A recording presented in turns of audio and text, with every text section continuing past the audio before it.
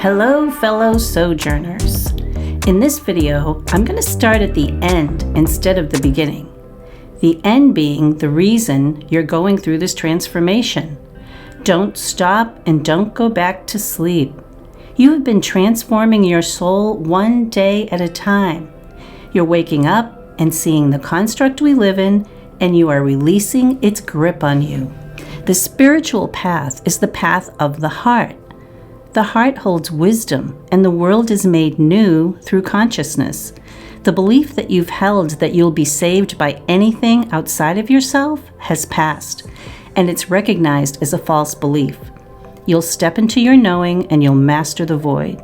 You'll become aware with purposeful action. It was old programs telling you that you're bad or wrong or crazy. You've now peeled back the veil. New Earth is an elevated consciousness. Global consciousness is being raised one by one and as one. You're part of a huge movement, a mass awakening to higher frequencies of existence. It's an ancient pattern to be divided. It's a time to cultivate inner resources to spread warmth, clarity, and illumination to others. Keep your newfound connection and find the answers to your purpose and why you woke up at this time. You'll discover your abilities to manifest through a co-creation within the universal flow. Have you been wondering what this existence is all about? That there must be something more? Were you feeling out of sorts and like you didn't fit in? That you didn't belong here? This process jolts you awake. The dark night experience is a collapse of the ego and what you believed was real. It can be triggered by an event such as a trauma, disaster, illness, death of a loved one, breakup of a relationship, and so on. Something that you had much belief in collapses completely.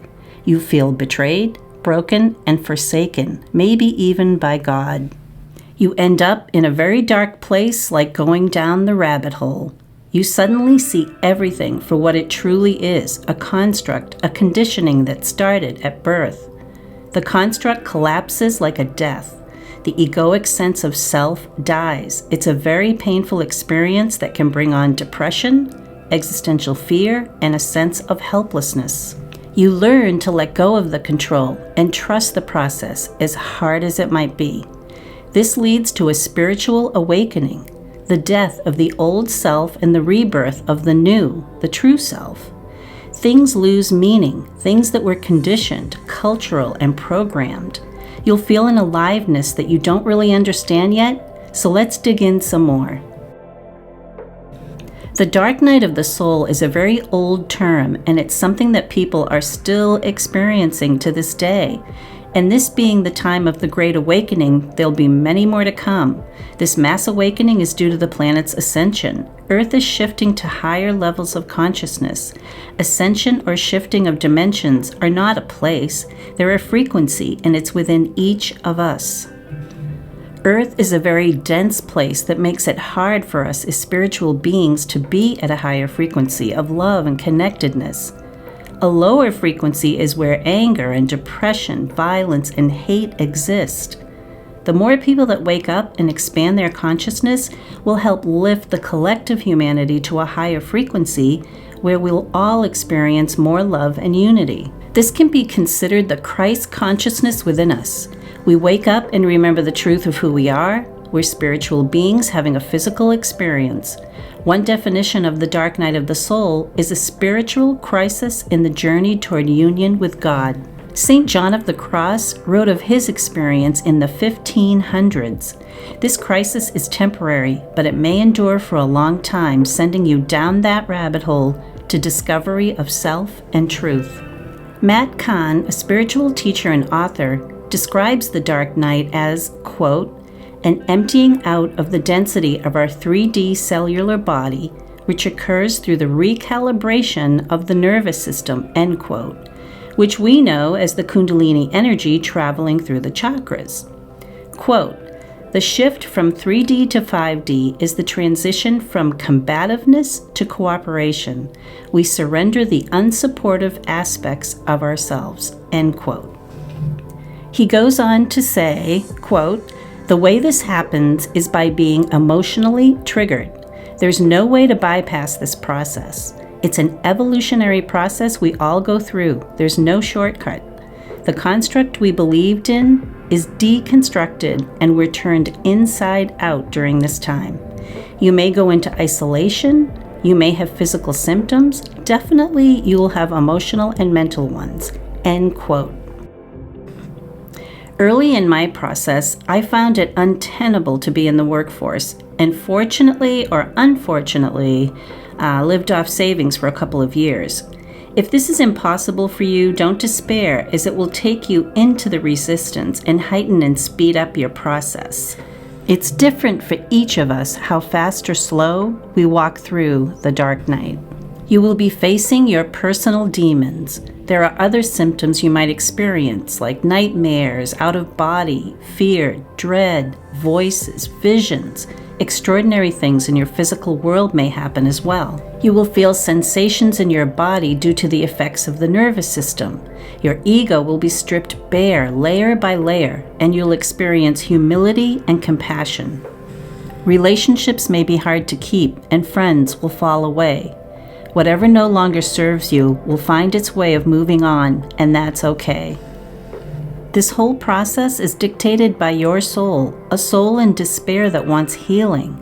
It will seem like it will never end, and you may feel so weary and frustrated, but there will be periods of bliss and grace that will give you the strength to go on and not give up.